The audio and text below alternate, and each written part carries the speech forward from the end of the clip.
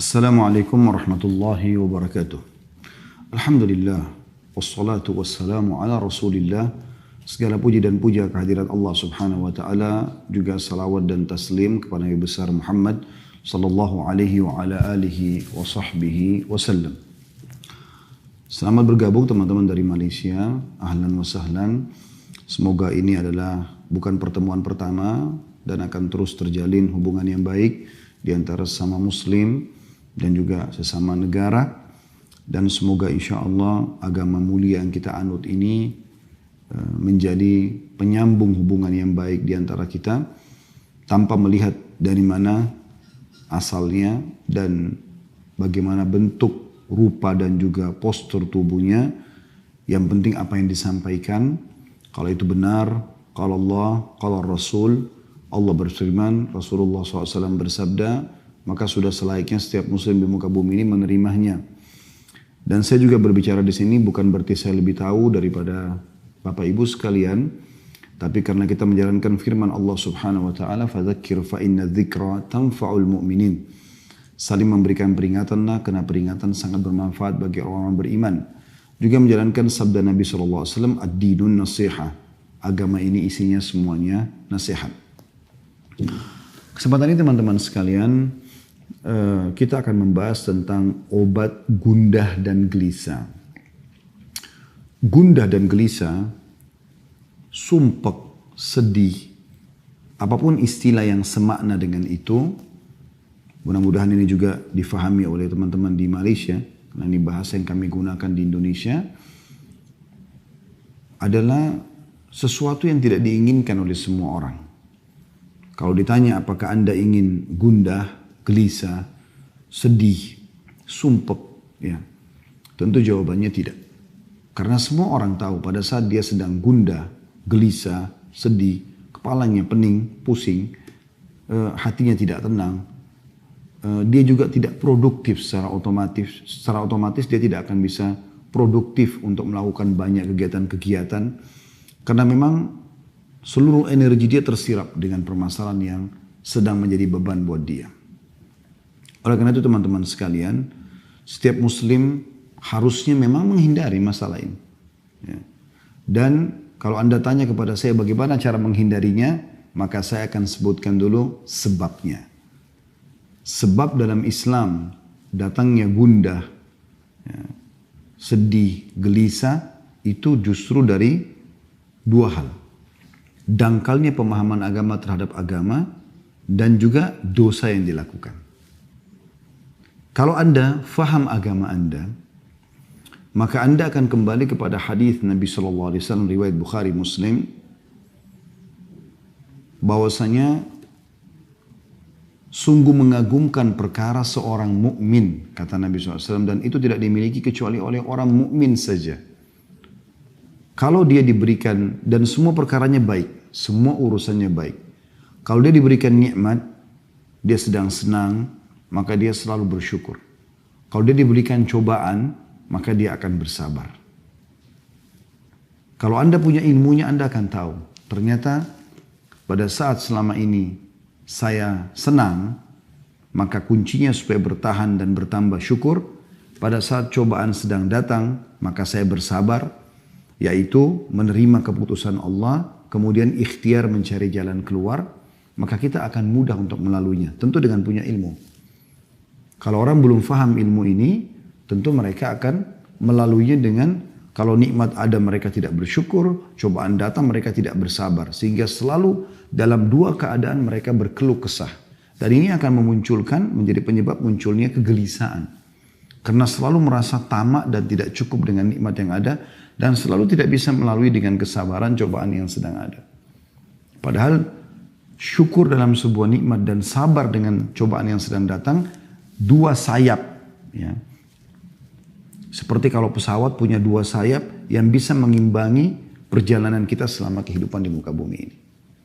Bahkan Ali bin Abi Thalib radhiyallahu anhu menggambarkan sabar itu dalam masalah itu ibarat seperti, ya, kepala dalam tubuh seseorang. Kalau kepala tidak ada, maka tidak akan ada kehidupan.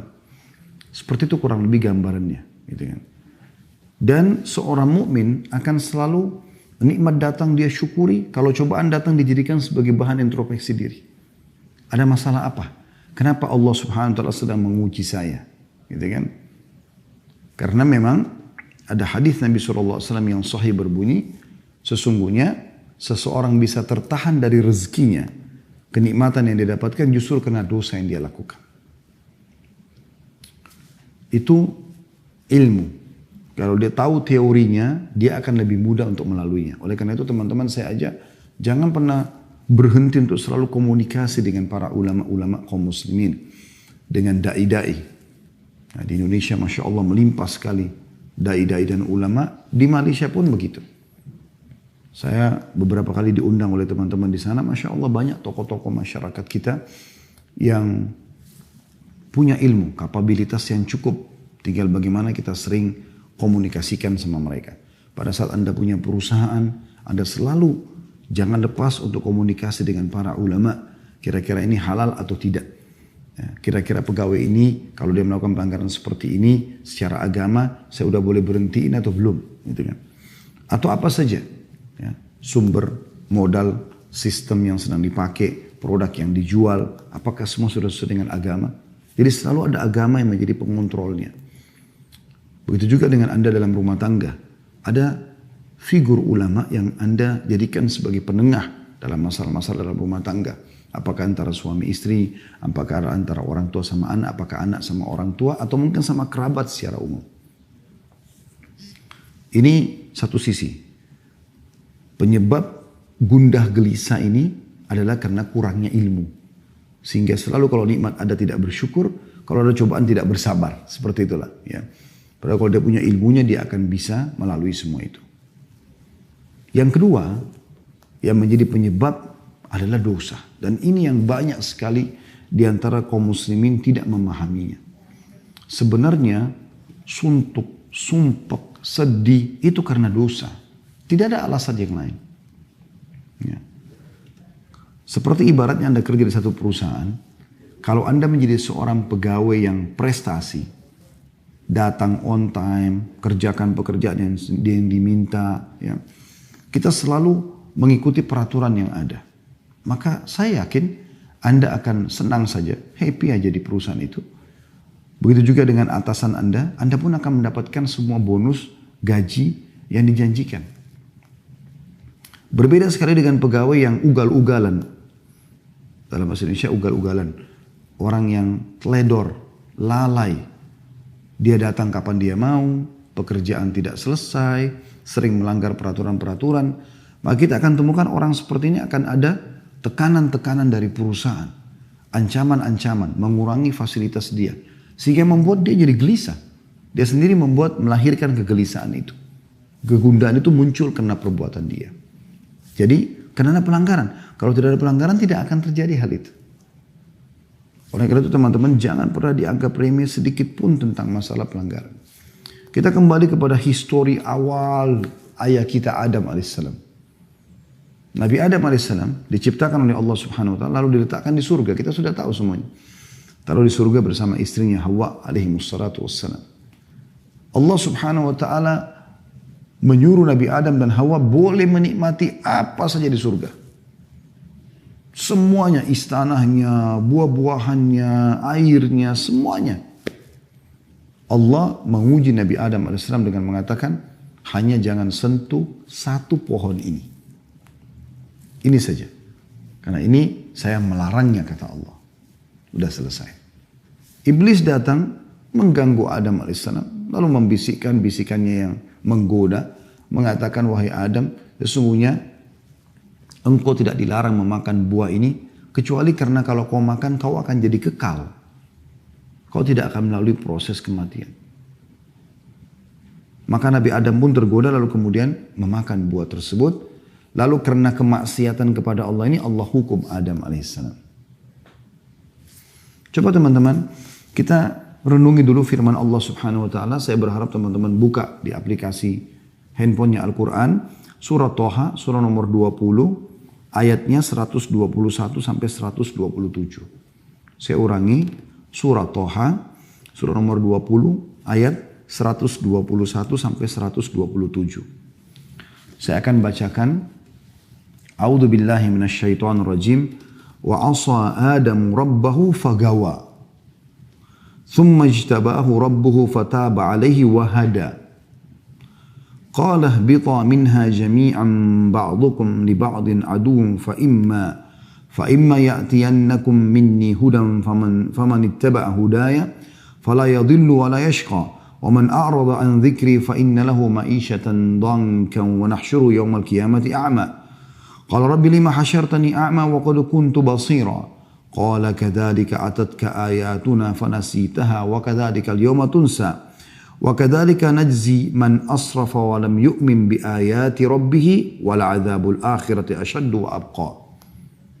Terjemahannya, dan Adam pun mendurhakai Rabbnya. Ini awal kemaksiatan terjadi. Maka ia pun sesat. Allah sudah larang. Allah subhanahu wa ta'ala sebagai pencipta, saudaraku seiman, memberikan kepada anda banyak sekali nikmat. Dan opsinya, pilihannya banyak sekali. Kayak misalnya makanan. Boleh makan sapi, kambing, ayam, kelinci. Semua hewan yang ada di lautan. Halal. Dan Allah haramkan sebagian. Babi, anjing atau yang bertaring. Jadi yang halal lebih banyak. Begitulah kasus Nabi Adam AS. Di surga banyak sekali pilihannya. Yang dilarang cuma satu. Tapi ternyata efek daripada pelanggaran pada satu ini membuat Nabi Adam AS dikeluarkan dari surga itu. Dikeluarkan dari fasilitas yang ada. Perhatikan selanjutnya, kemudian Rabbnya Adam alaihissalam memilihnya, maka dia menerima taubatnya dan memberi Adam petunjuk. Artinya pada saat itu Nabi Adam alaihissalam menyesal, kemudian beliau bertaubat dan Allah terima taubatnya. Lalu Allah berfirman, turunlah kamu berdua dari surga bersama-sama. Sebagian kamu menjadi musuh sebagian yang lain, Adam dan iblis yang menggodanya. Maka jika datang kepadamu petunjuk dariku, di muka bumi ini akan datang nanti petunjuk-petunjuk wahyu turun dari langit. Barang siapa yang mengikuti petunjukku, kata Allah, ia tidak akan sesat dan tidak akan celaka. Makna tidak sesat dan tidak celaka, tidak sedih, tidak sumpek, ya, tidak gundah. Dia akan bahagia. Dan barang siapa yang berpaling dari peringatanku, tidak mau menikmati apa yang Allah halalkan dan sibuk dengan apa yang Allah haramkan. Padahal yang haram itu sedikit sekali ya. Tadi contoh makanan sudah saya berikan gambaran. Begitu juga dengan contoh minuman. Allah misalnya haramkan khamr. Nggak boleh minum khamr yang memabukkan. Nggak boleh narkotika. Allah ganti dengan susu, madu, sirup. Banyak yang lain. Minuman halal. Allah haramkan zina.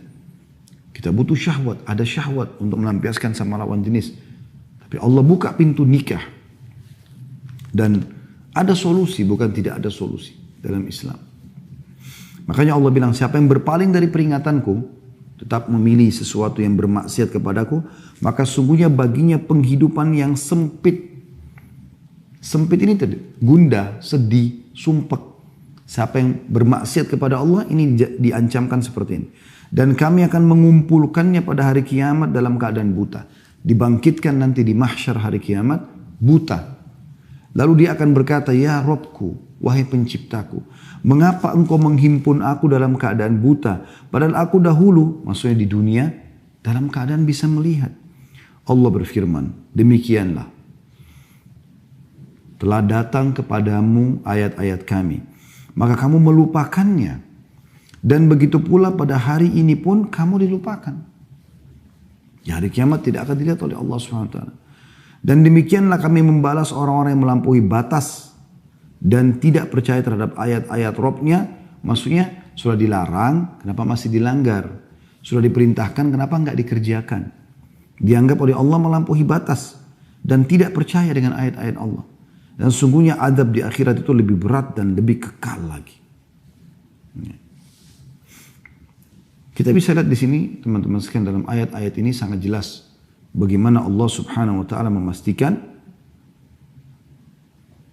di ayat 123-nya, "Faman ittaba'a hudaya fala yadhillu wa la yashqa."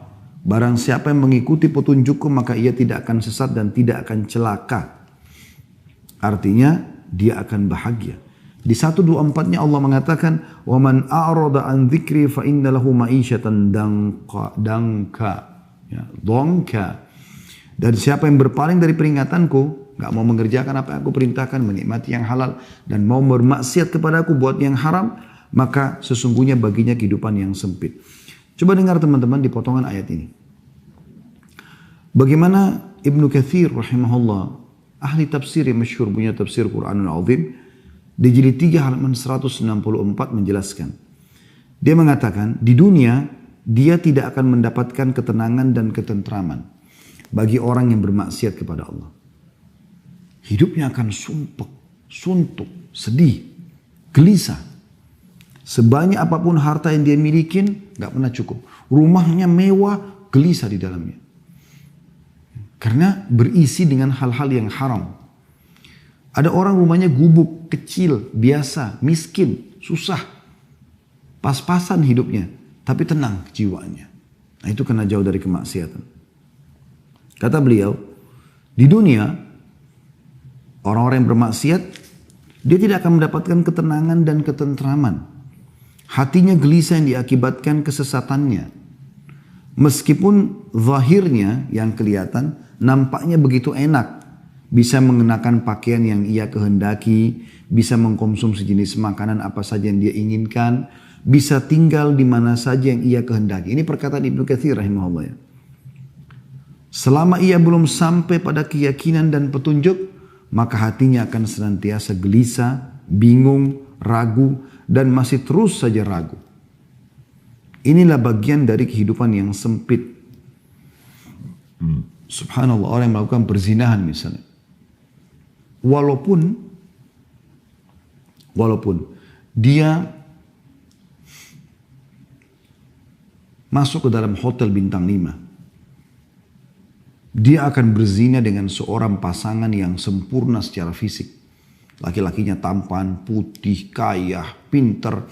Perempuannya juga begitu, cantik, tinggi, putih, segala macam. Ya. Nah, tetap saja pada saat mereka mau melakukan, mereka punya rasa ketakutan. Dan pada saat mereka sudah melakukannya pun, tidak ada ketentraman jiwa. Ada sesuatu yang sumpek. Ketakutan, ada beban pikiran.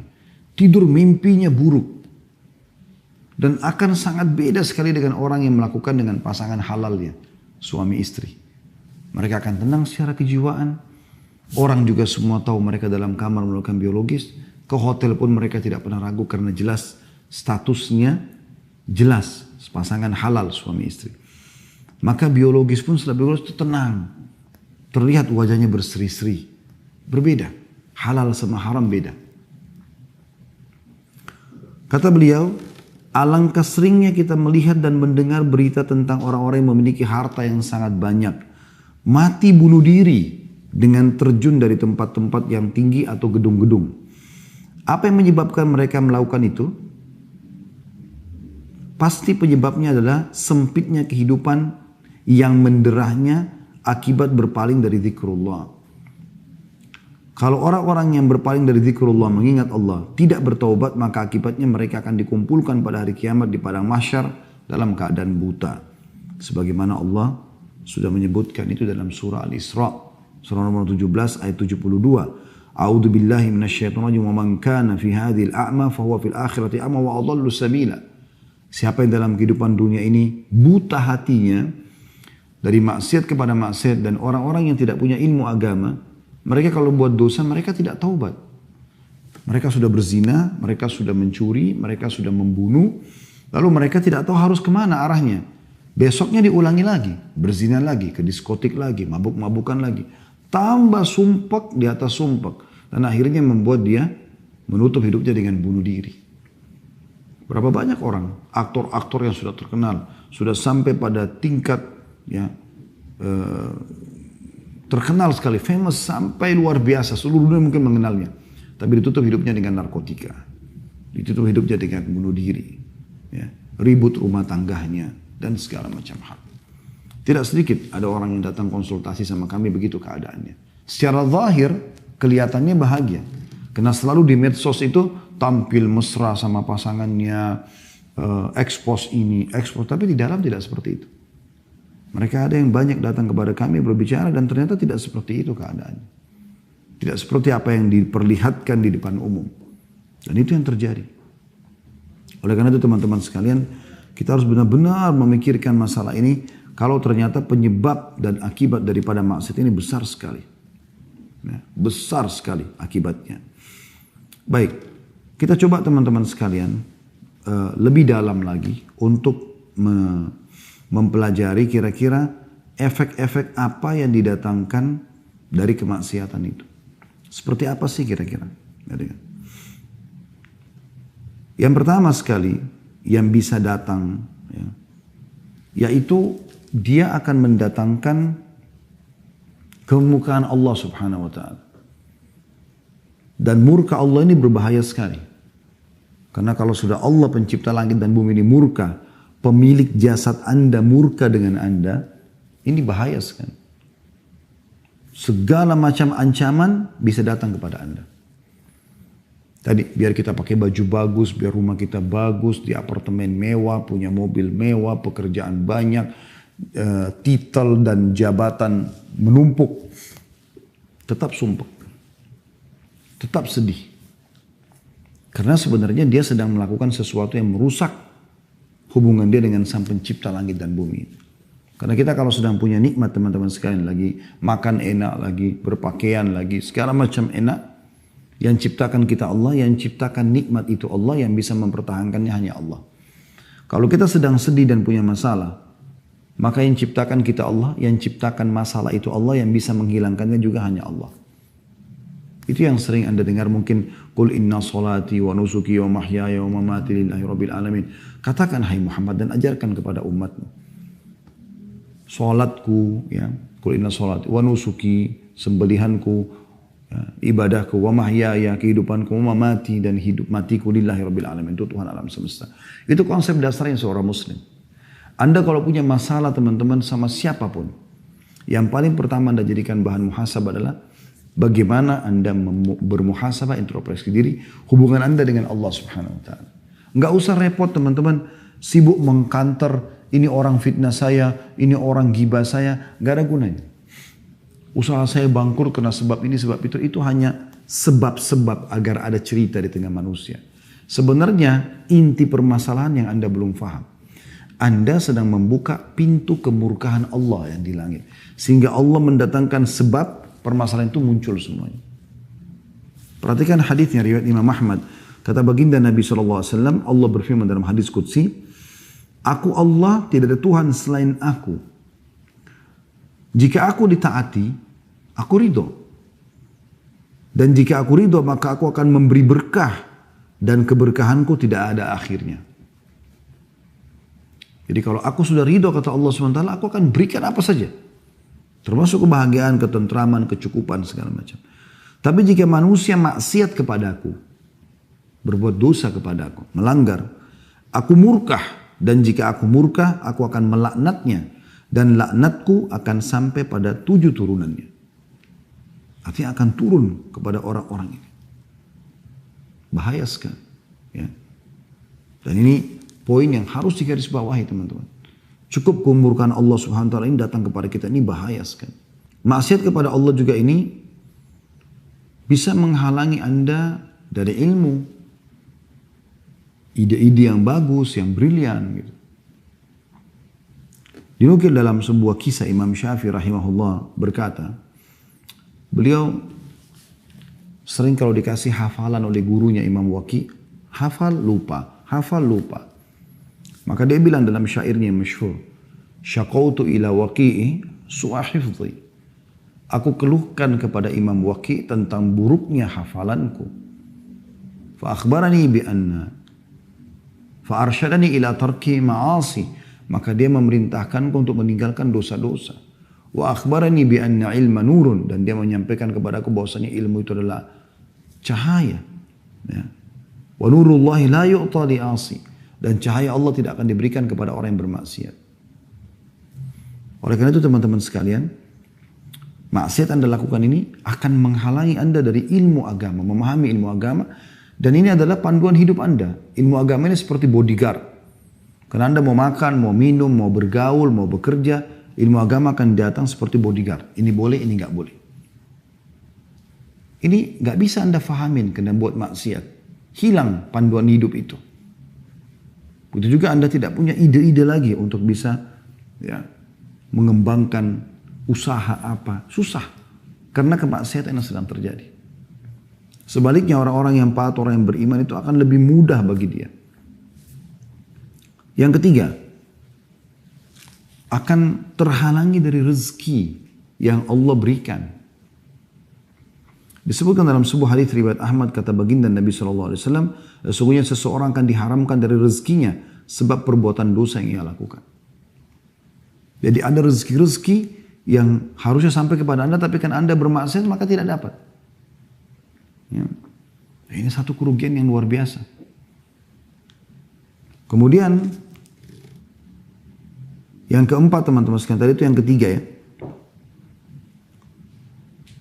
Pelaku-pelaku maksiat ini akan dijauhi oleh manusia. Misalnya orang khianat, pendusta, ya, orang yang suka fitnah, adu domba. Ini semua teman-teman akan dijauhi oleh manusia. Nggak ada orang yang suka sama dia. Dan ini masalah lain dalam hidupnya dia. Dan ini juga akan membuat orang sumpek, sedih. Karena memang tidak ada orang yang mau berteman sama dia. Yang kelima, nampak di ronah wajahnya itu tanda-tanda perbuatannya. Dikatakan oleh Ibnu Abbas radhiyallahu anhuma, sesungguhnya perbuatan maksiat itu meninggalkan bekas hitam di wajah, noda hitam dalam hati, ya. Lemah pada fisik, sempit dalam rezeki, dan kebencian dalam hati manusia. Ini kata sahabat Nabi Ibnu Abbas radhiyallahu anhu. Jadi ini semua rangkumannya sumpek, sedih, ya. Saya ulangi kata beliau, sesungguhnya perbuatan maksiat meninggalkan bekas hitam di wajah. Entah seperti apa, tapi orang kalau lihat kayak nggak ada cahaya wajah itu. Ada mungkin orang miskin, hidupnya susah, tapi karena selalu taat kepada Allah, wajahnya bercahaya. Kalau Allah bisa memberikan pada kita digabungkan, alhamdulillah, kita sudah kaya, mampu, pintar, maka Allah berikan gabungan antara pencahayaan di wajah dan juga rezeki yang melimpah. Noda hitam dalam hati. Hatinya kelam, sumpek. Karena kalau hati terang, dia akan senang, bahagia. Kemudian lemah pada fisik. Mudah sakit, kena penyakit-penyakit kronis. Kita temukan Masya Allah orang-orang yang saleh dan saleha jauh dari semua ini. Bahkan kita temukan hidupnya husnul khatimah. Meninggal masih dalam keadaan sehat, umur 70 tahun, 80 tahun. Dalam keadaan sujud, baca Quran, lagi sholat Jumat, meninggal dunia. Beda dengan ahli maksiat ini, meninggal dalam keadaan tabrakan, narkotika, ya, di penjara dan segala macam hal. Kemudian sempit dalam rezeki. Dan yang terakhir kebencian manusia. Orang tidak suka dengan orang-orang yang berbuat maksiat ini. Secara fitrah, orang yang suka, walaupun tampan, walaupun cantik, tapi lisannya tajam, suka nyakitin orang, orang nggak suka berteman sama dia. Dan ini hal yang luar biasa teman-teman sekalian, yang harus diperhatikan baik-baik. Efeknya luar biasa. Kemudian yang keenam, lidahnya itu bisa menjadi clue pada saat meninggal, ajal datang. Umumnya ahli maksiat ini susah untuk syahadat, ya, susah untuk beribadah kepada Allah Subhanahu wa taala. Dia akan tutup hidupnya dengan perbuatan buruk. Disebutkan dalam sebuah hadis yang sahih bahwasanya Nabi SAW bersabda, ya, Allah akan menutup hidup seseorang hamba sesuai dengan hal yang ia biasa lakukan.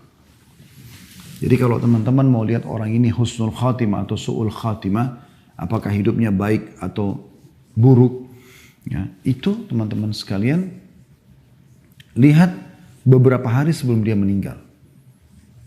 Dia kalau terbiasa mengerjakan satu perbuatan dalam hidupnya walaupun manusia tidak tahu, Allah akan buat dia melakukan itu. Misal contoh, selama ini orang tidak pernah tahu dia itu berzina misalnya.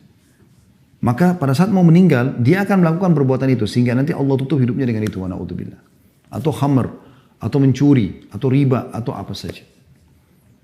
Dan sebaliknya orang-orang yang terbiasa dengan perbuatan amal soleh, Allah akan tutup hidupnya beberapa hari sebelum dia meninggal dengan maksimal mengerjakan ibadah itu. Misalnya dia biasa baca Quran, biasa sholat malam, biasa sholat duha, biasa sholat di masjid. Nanti Allah tutup hidupnya dengan itu. Dan ini bahaya sekali. Berarti orang yang terbiasa bermaksiat teman-teman, Allah akan tutup dia dengan itu. Allah permalukan di dunia dia dengan dia melakukan kemaksiatan tersebut, lalu kemudian dia akan meninggal dalam keadaan berbuat maksiat itu. Dan ini efek yang luar biasa. Yang lebih luar biasa lagi teman-teman, yang terakhir adalah yang ke-8 ya, kurang lebih. Itu bisa terwariskan perbuatan-perbuatan buruk ini. Sebagaimana amal soleh juga bisa terwariskan. Sekarang kalau terwariskan itu begini maksudnya. Teman-teman kalau biasa melakukan satu kemaksiatan, Anda kan akan kerjakan itu, akan dilihat oleh anak-anak. Anak-anak mungkin akan menjadikan sebagai contoh dan tolok ukur. Oh ternyata ayah saya itu begini, ibu saya itu begini. Kita temukan dalam rumah tangga teman-teman sekalian kalau seandainya ada orang yang terbiasa teriak-teriak misalnya, bertengkar, berkelahi sama pasangannya, maka kita temukan anaknya itu memang suka teriak-teriak. Kalau di rumah itu santun, sopan, baik, maka juga begitu kondisi anak-anaknya. Keluarga itu biasa orang tuanya sholat, ya, berbagi, bersedekah, anak juga akan seperti itu. Tapi kalau mereka biasa buat kemaksiatan, anak juga kita akan temukan seperti itu. Yang kita temukan biasa orang-orang yang istilahkan broken home dan segala macam. Anak-anaknya karena dilihat ibunya sama laki-laki lain. Ayahnya sama laki-laki lain. Di rumah ada khamr. Di rumah ada narkotika. Dan segala macam hal. Anaknya jadi ikut-ikutan. Dan itu terwariskan. Itu bahaya sekali. Makanya Umar bin Khattab radhiyallahu anhu itu pernah lewat di rumah salah satu penjual susu di kota Madinah. Di malam hari. Kebetulan yang jual susu ini seorang nenek tua, punya cucu. Cucunya perempuan. Kemudian dia mengatakan pada cucunya, susu sekarang ini mulai banyak saingan yang menjual. Dan kita perlu menambah dengan air, campur dengan air. Supaya kita juga bisa dapat keuntungan. Kata cucunya, perempuan juga cucunya mengatakan kepada neneknya, kalau Umar tahu, Umar akan marah dengan kita. Sebenarnya Umar bin Khattab radhiyallahu anhu lagi ada di dekat dinding rumah mereka. Ya. Dia sedang mendengar itu. Tapi mereka berdua ini tidak tahu kalau Umar bin Khattab ada di situ. Maka kata neneknya, Umar nggak ada, Umar nggak dengar. Kata si anak perempuan tersebut dengan penuh keyakinan. Sambil menangis dia mengatakan, kalau Umar tidak tahu bagaimana dengan Tuhannya Umar. Saya takut nenek. Maka dia pun menangis terisak-isak. Apa yang terjadi? Dengan tangisan si anak perempuan, cucu perempuan tadi ini, Umar bin Khattab pulang ke rumahnya, bangunkan anak-anak laki-lakinya, lalu menawarkan siapa yang mau menikah dengan cucunya penjual susu. Padahal waktu itu Umar bin Khattab khalifah. Anaknya semuanya ada anak-anak raja. Disuruh nikah dengan cucu penjual susu. Kenapa? Karena Umar bin Khattab tahu bahwasanya si cucu tadi ini tidak mungkin mengingatkan neneknya sambil menangis kecuali karena keimanannya. Umar bin Khattab membeli keimanan itu karena tahu nanti juga akan terwariskan itu. Dan ternyata betul sebagian ulama mengatakan dari anak Umar yang bernama Asim menikah dengan cucu penjual susu tadi, lahirlah Abdul Aziz dan dari Abdul Aziz lahir Umar bin Abdul Aziz yang terkenal dengan kesolehannya. Jadi ini bisa saja terjadi. Gitu kan. Ini efek-efek yang luar biasa. Baik, kita tutup teman-teman sekalian dengan lalu apa yang harus kami lakukan. Yang pertama, jauhi semua kemaksiatan teman-teman. Apapun alasannya semaksimal mungkin. Mulai sekarang jangan lagi berbuat dosa-dosa dan Anda pribadi lebih mengerti dosa apa yang sedang Anda lakukan. Anda lebih tahu. Jadikan bahan muhasabah. Karena memang ada timbangannya. Kalau ini timbangan dosa dan ini timbangan amal saleh. Selama ini masih berimbang, Anda masih buat dosa dan Anda juga masih ibadah. Anda sholat, Anda tutup aurat. Tapi Anda juga, teman-teman sekalian, masih berzina, masih khamr dan seterusnya. Maka tidak akan ada kenikmatan dalam ibadah ini. Gak ada kehusyuan dalam sholat, tidak ada kenikmatan ibadah. Gitu. Ini Poin yang harus digarisbawahin. Ya. Kapan ini ada kenikmatannya? Kalau dia naik rate-nya dan maksiat ini turun. Dengan cara Anda tutup, kunci. Nanti Anda akan rasakan kalau Anda tutup pintu dosa. Anda lebih tahu dosa masing-masing. Anda coba muhasabah. Apa yang Anda lakukan pelanggaran dalam keseharian. Coba tutup. Seminggu, sebulan, berhentikan. Caranya baca ancaman Allah di dosa itu. Ketik di Google ancaman zina, ancaman riba, ancaman ini. Supaya Anda tinggalkan. Nanti ini kalau terkunci, Anda lakukan ibadah yang biasa saja. Sholat 5 waktu, sholat duha, zikir pagi petang, baca beberapa ayat Al-Quran, silaturahim keluarga yang sudah biasa. Ini akan naik nanti, naik. Nanti Anda akan rasakan kehusyuan yang luar biasa. Yang Anda tidak rasakan sebelumnya. Kan begitu. Jadi tinggalkan semua maksiat. Karena maksiat itu untuk dipelajari dan ditinggalkan. Kalau Anda pernah lakukan dulu, bertaubat kepada Allah. Taubat itu adalah tiket VIP untuk menuju kepada surga Allah SWT. Dan juga mengembalikan semua fasilitas di dunia. Karena dengan taubat, berarti dimaafkan kesalahan kita, rezeki akan datang kepada kita di dunia. Dan di akhirat kita akan selamat masuk surga insya Allah. Yang kedua teman-teman sekalian. Jadikan sebagai bahan introspeksi diri. Selain jauhkan maksiat. Kalaupun sampai sudah terjadi sumpek dan sedih itu, jadikan bahan muhasabah. Kalau Anda punya kesalahan, taubat kepada Allah. Kalau Anda tidak salah dan ternyata ada gunjingan, ada fitnah yang datang, maka itu murni cobaan dari Allah. Anda bersabar. Aisyah radhiyallahu anha ummul mukminin difitnah berzina sama Safwan, padahal beliau tidak kerjakan. Tapi itu hanya akan menambah kemuliaan bagi dia. Karena kadang-kadang untuk pindah ke satu level, Allah datangkan ujian kepada Anda. Kata sebagian ulama, ada sebagian hamba Allah, ini perumpamaan, yang dia akan disampaikan oleh Allah di derajat yang sangat tinggi di surga. Yang dia tidak bisa jangkau kecuali dengan 100 tahun sholat malam, 100 tahun sholat duha, 100 tahun sedekah, 100 tahun bakti sama orang tua. Tapi umurnya hanya 60 tahun. Umur dia hanya 60 tahun. Maka Allah datangkan ujian buat dia. Dia difitnah, bangkrut usaha, kena penyakit 10 tahun. Untuk mencapai derajat tersebut. Karena dengan amal sholat dia tidak cukup. Kalau dia tidak ada buat kesalahan. Kalau dia buat kesalahan, ya sudah introspeksi diri. Tutupin aib itu, bertobat kepada Allah, kembali kepada Allah SWT. Jadi poin pertama, tinggalkan semua maksiat semaksimal mungkin. Kalau Anda bisa lakukan, sudah selesai. Alhamdulillah. Tapi kalau sudah terlanjur terjadi, tahap kedua adalah bagaimana Anda introspeksi diri. Kalau dari diri Anda, segera taubat kepada Allah. Kemudian kalau bukan dari Anda, murni cobaan, maka bersabar. Yang ketiga, dan ini yang tidak kalah penting teman-teman sekalian, sering ucapkan doa-doa. Ada beberapa doa. Ya. Yang pertama sekali adalah saya ingin sebutkan hadis Nabi SAW. Dan ini disebutkan kalau Rasulullah SAW sedang merasa ada penderitaan, ada kesusahan, maka beliau membaca ini. Dalam hadis dikatakan dari Ibnu Abbas radhiyallahu anhuma bahwasanya Nabi SAW berdoa ketika kesusahan, misalnya pasukan perang, beliau berharap bisa menang, gitu kan. Ada masalah-masalah peceklik yang sedang datang, musim panas, maka Nabi SAW baca La ilaha illallahul azimul halim. Ya, kalau sempat tulis Alhamdulillah, kalau enggak maka mungkin bisa didengarkan, semoga bisa dihafal. La ilaha illallahul azimul halim. Artinya tidak ada Tuhan yang berhak disembah kecuali Engkau ya Allah. Al-azim yang maha agung, al-halim ini adalah yang maha bijaksana, lembut. La ilaha illallah rabbul arshil azim. Ini potongan keduanya. Tidak ada Tuhan yang berhak disembah kecuali Allah, pemilik singgasana yang agung. Potongan ketiga, la ilaha illallah rabbus samawati wa rabbul ardi wa rabbul arshil karim. La ilaha illallah, tidak ada Tuhan yang berhak disembah kecuali Allah, rabbus samawati wal ard. Tuhan pemilik langit dan pemilik bumi. Wa rabbul arshil karim, pemilik singgasana yang agung. Jadi saya ulangi, la ilaha illallahul halimul, la ilaha illallahul azimul halim. Azim agung, halim itu sabar, penyayang, dan seterusnya bisa bermakna itu. Kemudian la ilaha illallah rabbul arshil azim. Tidak ada Tuhan yang berhak disembah kecuali Allah, pemilik singgasana yang agung. La ilaha illallah, tidak ada Tuhan yang berhak disembah kecuali Allah. Rabbus samawati wa rabbul ard, Tuhannya langit dan Tuhannya bumi. Wa rabbul arshil karim, dan pemilik singgasana yang mulia. Ini diriwayatkan oleh Bukhari Muslim. Jadi Nabi SAW sering ucapkan itu kalau beliau merasa ada sesuatu yang mengganjal.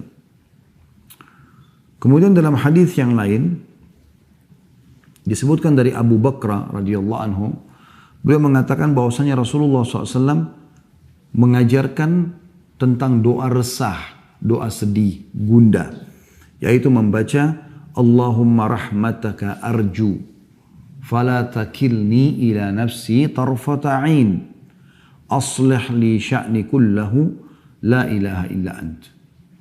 Artinya, Allahumma rahmataka arju, ya Allah rahmatmu lah yang aku harapkan. Fala takilni ila nafsi tarfata ain, maka jangan pernah engkau sandarkan keputusanku pada diriku sekejap mata. Jadi biarkan engkau yang memutuskan semua, ya Allah. Aslih li sya'ni kullah, perbaikan semua urusanku. La ilaha illa ant, tiada Tuhan yang berhak disembah kecuali engkau. Hadis ini sahih, diriwayatkan oleh Abu Daud dan dihasankan oleh Syekh Albani.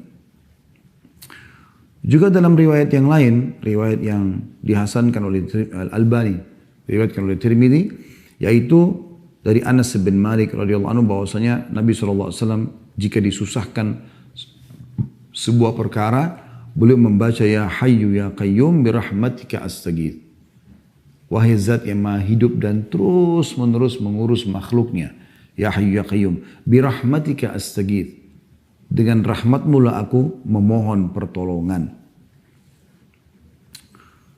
Kemudian dalam hadis yang lain, ini beberapa jenis doanya ya. Ini kurang lebih doa yang keempat.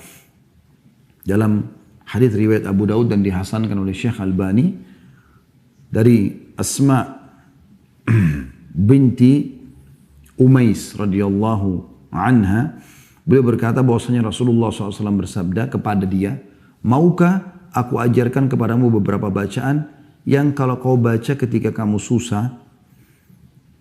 Maka dia mengatakan iya. Maka kata Nabi SAW, bacalah Allahu Rabbi la usyriku bihi syai'a. Allahu Rabbi, Allah adalah Tuhanku, dua kali Allah yang disebutkan.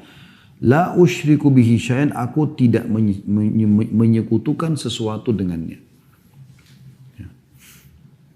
Dalam sebuah riwayat dikatakan, man asabahu hammun au ghammun au saqamun au syiddah, faqal, siapa yang tertimpa resah, gundah, sakit, kesulitan, kesempitan, lalu dia mengucapkan Allahu Rabbi la syarikalah, Allah Tuhanku, tidak ada sekutu bersamanya, kecuali pasti Allah akan angkat darinya. Hadis ini riwayat Tabarani dan disahihkan oleh Syekh Albani. Ya, jadi kita baca ringkas kan, Allah Rabbi la syarikalah. Udah, kita ulangi zikir itu. Maka ini akan menjadi penyebab diangkatnya permasalahan kita. Dalam hadis yang lain juga kata Nabi SAW dari Abdullah bin Mas'ud radhiyallahu anhu, tiada sesuatu kegundahan dan kesedihan, sumpek, gelisah yang menimpa seseorang lalu dia membaca Allahumma inni abduka, ya Allah sungguhnya aku adalah hambamu, wabni abdika, dan anak hambamu laki-laki, wabni amatika, dan anak hambamu perempuan, maksudnya ayahku adalah hambamu, ibuku juga adalah hambamu, nasiyati biyadik, ubun-ubunku, ini bagian tengah kepala, di tanganmu, madin fiyya hukmu, berjalan berlaku keputusanmu padaku, adlun fiyya qada'uk, sangat adil keputusanmu padaku, as'aluka bikulli ismin huwalak, aku memohon kepada semua nama yang kau miliki, sammaita bihi nafsak, engkau menamakan dirimu dengannya, au 'allamtahu ahada min khalqik, atau engkau mengajarkan kepada salah satu hambamu, au anzaltahu fi kitabik, atau engkau turunkan pada kitabmu, au sta'tharta bihi fi ilmil ghaibi 'indak, atau engkau menyimpannya di sisimu, di ilmu ghaib milikmu, antaj'al Qur'an rabi'a qalbi, agar engkau menjadikan Al-Quran sebagai penghibur hatiku, wa nura sadri, cahaya dadaku, Wajila'a huzni wa dhahaba hammi. Dan penghibur kesedihanku, juga penghibur kegelisahanku. Ya. Kata Nabi SAW, ya, siapa yang membaca ini, maka Allah akan mengganti kesedihannya menjadi kesenangan. Allah akan ganti kesedihannya menjadi kesenangan. Jadi ini wasiat Nabi SAW. Memang sedikit panjang, tapi ini kalau anda hafal insya Allah dan anda amalkan, dijamin ya, oleh Nabi SAW akan mendapatkan jalan keluar. Begitu juga teman-teman sekalian dengan doa Zannun. Disebutkan dalam Zannun ini Nabi Yunus ya. Pada saat beliau di dalam perutnya ikan, ya, beliau mengucapkan la ilaha illa anta subhanaka inni kuntu minadh dhalimin. Tidak ada Tuhan yang berhak disembah kecuali Engkau, Maha Suci Engkau ya Allah, aku termasuk orang-orang zalim. Ada sebuah riwayat gitu kan. Disebutkan oleh Sa'ad radhiyallahu anhu, beliau mengatakan, kami pernah duduk-duduk bersama Nabi Muhammad SAW, lalu beliau bersabda, maukah aku beritahukan kepada kalian sesuatu jika salah satu dari kalian didatangi kesusahan, musibah dari musibah-musibah dunia, ia berdoa dengannya niscaya akan dilepaskan darinya, akan selesai permasalahannya. Lalu beliau dijawab, tentu kami mau wahai Rasulullah. Kata Nabi SAW, doa Zannun yang ditelan oleh ikan, yaitu la ilaha illa anta subhanaka inni kuntu minadh dhalimin. Jadi ini beberapa jenis doa yang kita boleh baca, anjuran untuk baca. Ya, dan kalau misalnya anda belum menghafalnya, anda bisa tentunya kembali kepada doa dalam bahasa Indonesia, dalam bahasa Melayu, anda bisa sampaikan. Yang penting adab doanya, anda menghadap kiblat, anda lebih baik berudu, ya. Kalau mau lebih bagus lagi, anda sholat sunnah, taubat 2 rakaat. Selesai salam, anda mengangkat tangan ke langit, jangan lupa puji Allah dulu minimal, alhamdulillah. Kemudian baca salawat kepada Nabi SAW, wassalatu wassalamu ala rasulillah. Lalu bahasa Melayu atau bahasa Indonesia. Ya Allah, sungguhnya hambamu ini telah tertimpa penyakit yang sudah sekian tahun menderita, ya.